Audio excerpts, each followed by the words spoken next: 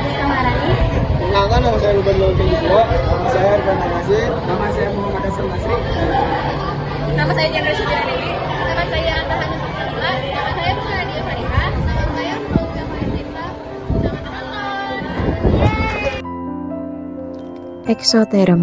Exoterm merupakan istilah dari bahasa Yunani yang berasal dari kata expos atau luar dan term yang berarti panas atau calor. Jadi, exoterm dapat dikatakan sebagai suatu bentuk reaksi kimia yang bisa menciptakan kalor.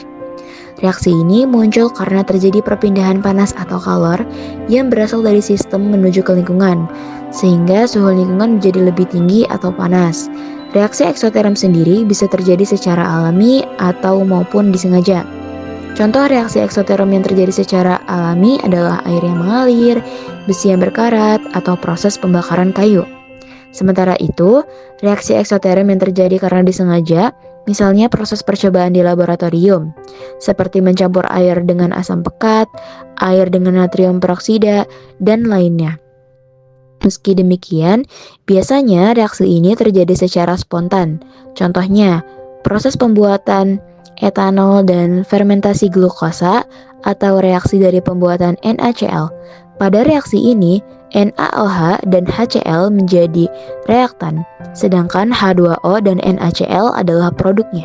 Dalam urutan reaksi tersebut, yang menjadi reaktannya adalah larutan HCl serta NaOH. Sementara yang menjadi produknya adalah larutan NaCl dan H2O. Endoterm.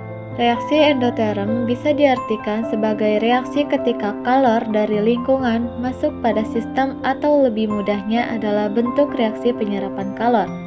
Pada reaksi ini, terjadi perpindahan panas dari lingkungan ke sistem yang berakibat penurunan suhu dari lingkungan menjadi lebih rendah. Oleh karena penyerapan energi, reaksi ini bisa menyebabkan meningkatnya energi pada sistem, jadi besar entalpi juga tentu meningkat dan terjadi perubahan ke arah positif.